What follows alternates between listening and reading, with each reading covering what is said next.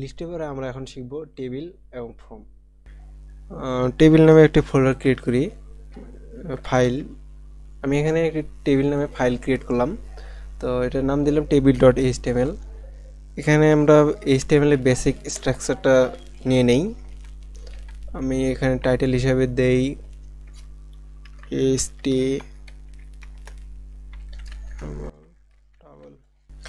HTML এর table লেখার জন্য প্রথমে আমাদের টেবিল ট্যাগটি দিতে হবে।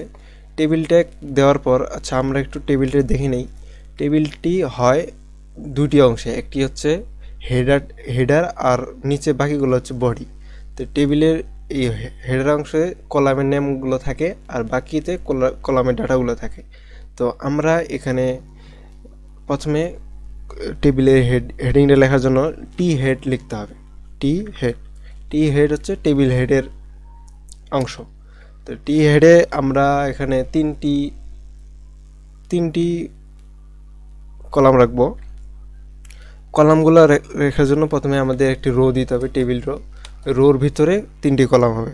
কলাম লেখার জন্য টিএইচ এগুলো তিনটি দিতে হবে। আমি এটা কপি করে নিই, একটা দেই নাম, আরেকটা দেই রোল, আরেকটা দেই জিপিএ। এখন যদি আমরা ফাইলটা সেভ করে এই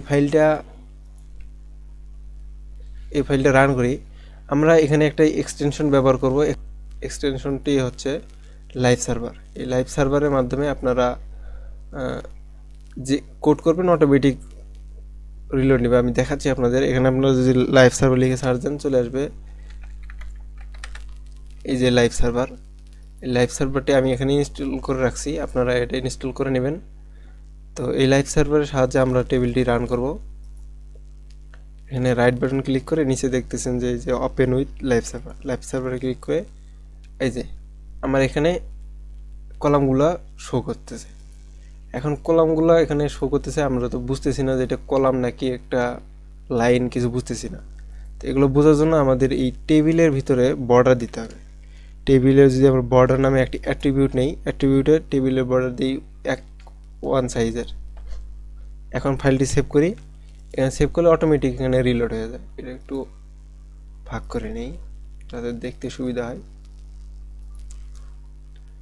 এই যে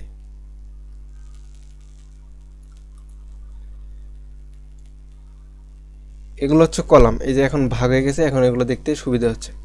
এখন আমরা টেবিলের বডি লিখব। টেবিলের বডি লেখার জন্য টি বডি লিখতে হবে। টি বডিতে আমরা একটা যদি প্রথমে একটি রো নেই, টেবিল রো। এখানে টেবিল রোতে তিনটি ডাটা দিতে হবে, টেবিল ডাটা। একটি নেম দিই একটি আব্দুর, আর রোল দেই টিডি, আর একটি টিডি, রোল দেই 101, আর আরেকটি ডাটা দেই টিডি, এটা দেই সামথিং 4 সাপোজ। এখন যদি আমরা সেভ করি, এই যে এটা অটোমেটিক এখানে টেবিলের ডাটাগুলো দেখাচ্ছে।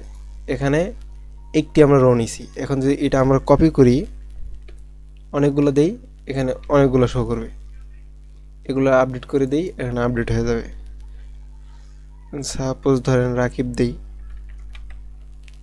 এখানে যদি দেই শফিক, এইগুলো আপডেট হয়ে গেছে।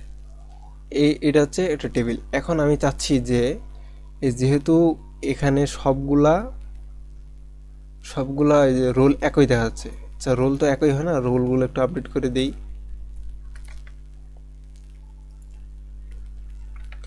সাপোজ ধরেন যে সবগুলো জিপিএ একই দেখা যাচ্ছে। এখন সবগুলো জিপিএ একই দেখা যাচ্ছে, তাইলে আমরা তো ওগুলো বারবার জিপিএগুলো না লিখলেই পারতাম।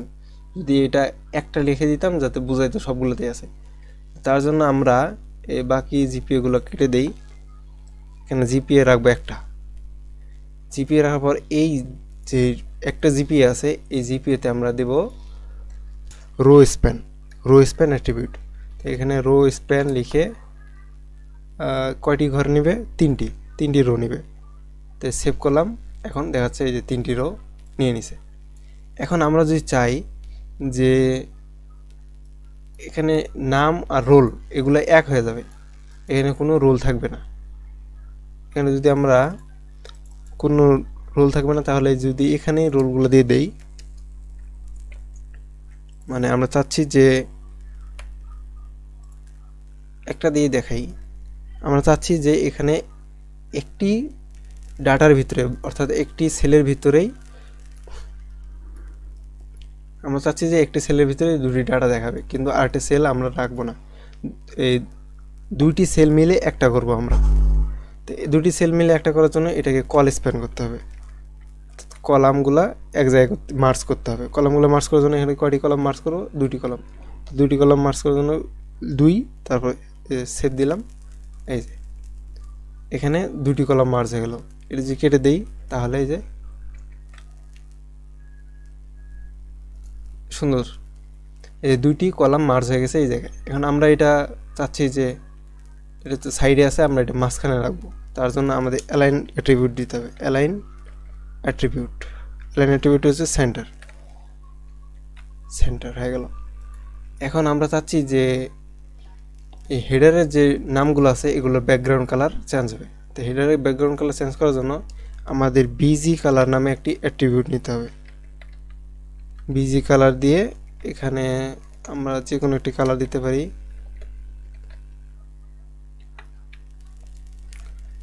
বিজি কালার কি দেব? সাপোজ ধরেন আমরা রেড দিই, FF2200, এই রেড, ব্যাকগ্রাউন্ড কালারটি লাল হয়ে গেছে। আমরা যদি চাই যে এখানে যে বর্ডারগুলো আছে এগুলো দুটি করে দেখাচ্ছে, এই বর্ডারগুলো যদি আমরা দুটি মিলে একটি করতে চাই তাহলে আমাদের এখানে স্টাইল দিতে হবে একটি। স্টাইলটি হচ্ছে, আগে স্টাইলটি ট্যাগটি লিখি, স্টাইলটি হচ্ছে বর্ডার কলাপস। বর্ডার লিখলে অটোমেটিক সাজেস্টে আসতেছে, তো border collapse, COLL, collapse, border collapse. এখানে বর্ডার কলাপস লিখতে হবে। লিখে যদি আমরা সেভ করি, এই যে